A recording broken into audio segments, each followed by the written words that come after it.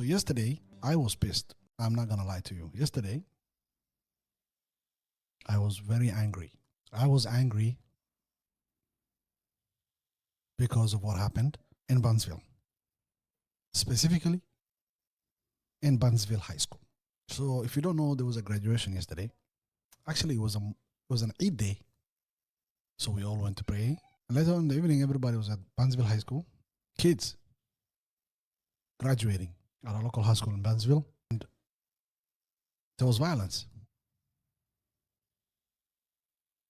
Violence in the use of guns and physical violence. So yesterday I was angry when that happened. I was pissed off.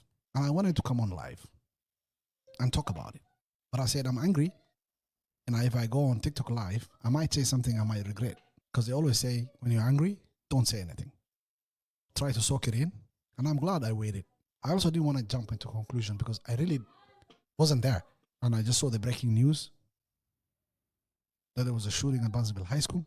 So I wanted to wait to know exactly what happened, how it happened, and who was behind it. I had the suspects, and I was praying it wasn't the usual suspects, but that turned out to be the suspects. The truth is one of our kids were doing the shootings. Kids that look like me and you. Somali, American, born here, raised here. It's all over the media. The picture, the images pissed me off. Because high school is the last place I expect to see violence. And the kind of violence of bringing a gun and letting it go, shooting it. I consider places of learning, places of worship, homes, family, as a sanctuary, as a safe space, as a safe space where we shouldn't see any violence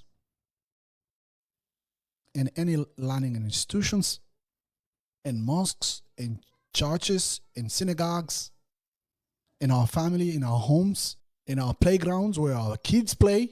Those are places that I consider as sanctuary, safe spaces for all of us, regardless of our differences that we have.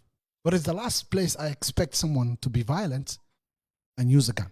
And you'll think someone will know better, will think better, will reason better. So what are you thinking? You're going to get away with it? I'll also share with you guys one of the reasons why I am pissed off. Because this is bigger than them. It's bigger than what they did for us as a community, collectively, here in Burnsville, and even in the state of Minnesota. And I will share with you guys some of the things that are being said online, targeting our community, Somali American community.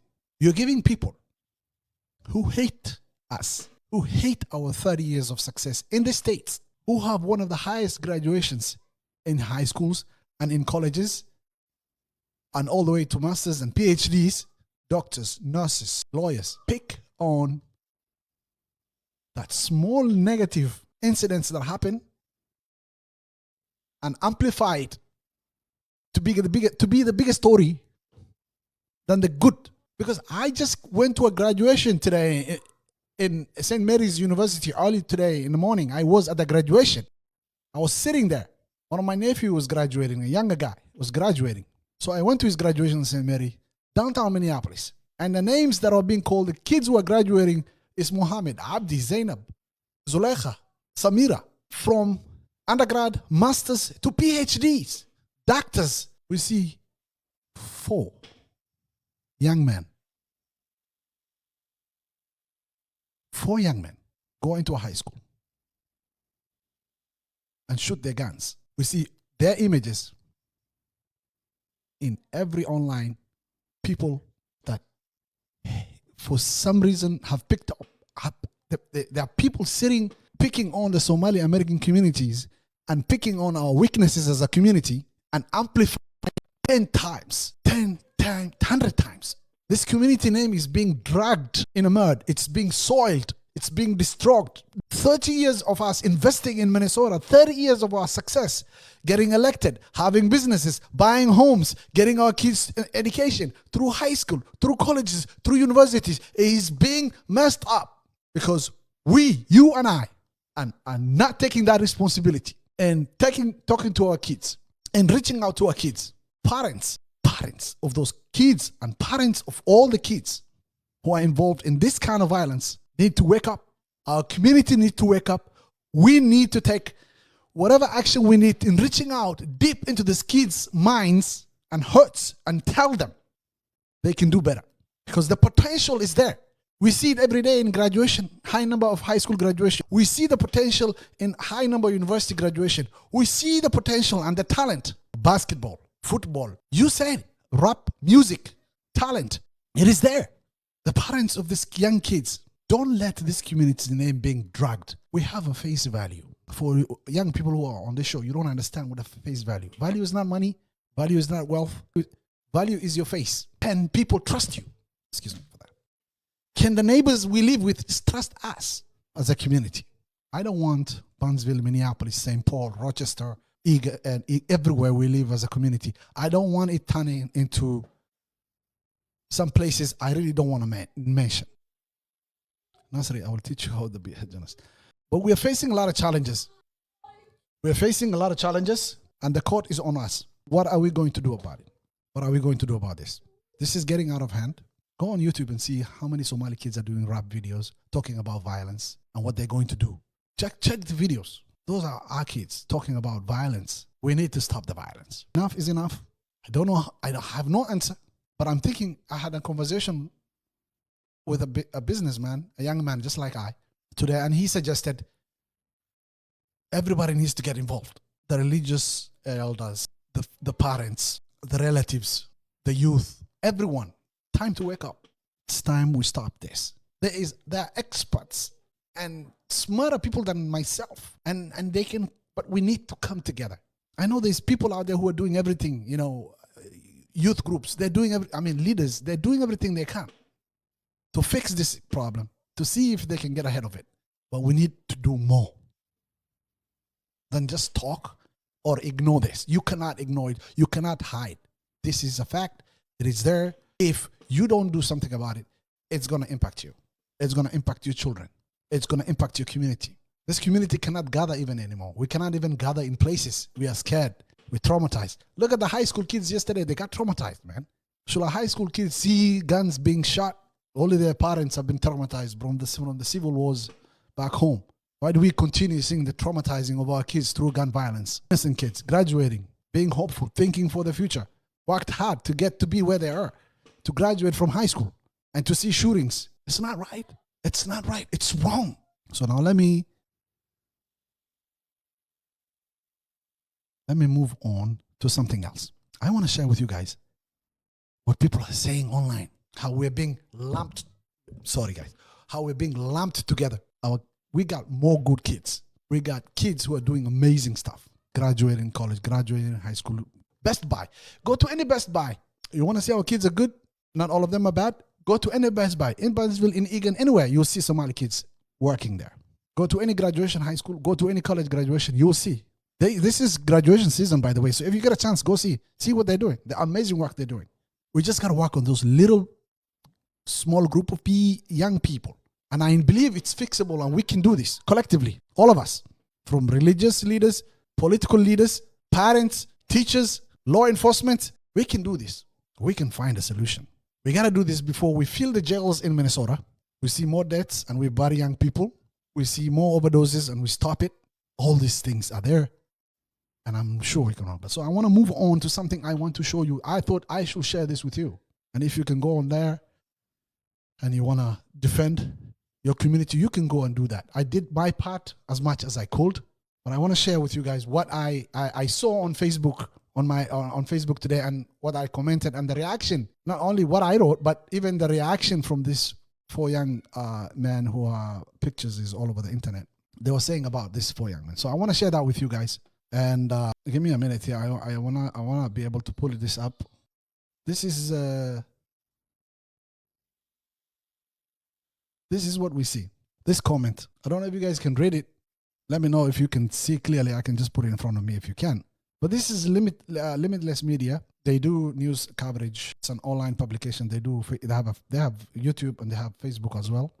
So they're not a major media, but the people here in South Metro, they They do follow Limitless Media, and they post a lot of incident reports, accidents, things that happen in South Metro here in Egan, Lakeville, Burnsville, Shakopee, Savage. They're just local, online, Facebook, social media publication. Can you read this, guys? Here, this lady here. Can you guys read what she's writing here? I don't know if you guys can read it, but I can read it I know I can read it from my end here.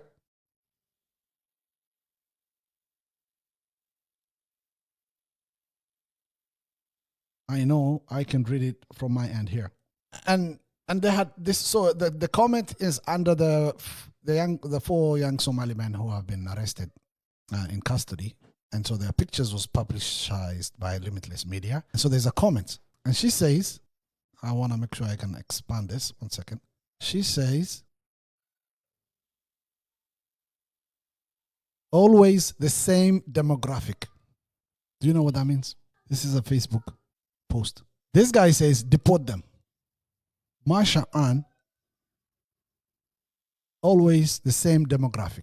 And then I jump in because that's not true. It's not all of our kids doing this. It's not all of us doing this, but there are a few of us doing this. And I say, this is not factual, and it's a big lie. So the 4 do not represent a specific demographic. And I say they must pay for their crime if they're found guilty. And they go through a process. By the way, you're not, you got to go charge. You get charged, go to court in front of a judge and a jury. They find you guilty, and that's when you're guilty. But I'm just saying that's just an additional to that. But what I'm more specific is on responding to that comment. And that's not even surprising to me. What's surprising to me is, and I think now it's up to 210 likes, right? So at the beginning it was 60 likes. So what I say is, below this comment, I say, what surprises me more is the amount of likes this Marsha Ann got from this comment. And I start thinking, I don't think these are real people doing this. I'm just on the side of like, is this real, like human beings liking these comments? And it's not 20, it's 200, and it's at like 220 people right now. I think almost 300 people liking this Marsha Ann comments. And when I commented, most of those people start coming after me. So if you actually go on my Facebook page, which is Yusuf Haji, and look at the post there, you will see they're saying they like the comments because, just go and read for yourself. Go and read for yourself so you can see. I am thinking maybe it's Facebook comment generated. I don't know, AI, or I don't believe human beings can really agree with a statement that is not a fact, that's not true, through either statistics, through numbers, through evidence. What she's saying is not factual. She's just generalizing, stereotyping, being just not understanding. Maybe she does understand. Maybe she's just racist. I don't know. But I wish Marsha, we know who Marsha is. I looked up. There's no picture. There's nothing. It's just, but everybody else looks real. I like the people are liking this post. They're real. So what I'm saying basically is this is what we're dealing with as a community. This is how they're putting us out to be. Unfortunately, that is the reality. And so what do we need to do? What shall we do? It's getting out of hand. We need to come together as a community and deal with this issue. Yusuf Haji at Haji Daily, thank you very much, guys, for joining me. I really wanted to come and get off on here today and just rant and say what is on my mind. And I'm sure it's a lot of us out there who feel the way I feel today. And it's unfortunate that we had to witness such incident here in Burnsville, especially in high school. And that should not be happening, and it should not happen. And there is no way to justify what those boys did. And I'm not defending their actions. The action is wrong, illegal, and they're going to pay for it, whatever they did. If they're charged in court and found guilty, they have to deal with their consequences. Every action has consequences. I want to thank you all for joining me. Thank you so much, Yusuf Hajadel. I'll see you guys again tomorrow. Hopefully, we're going to continue having this great conversation every time, every night. Thank you.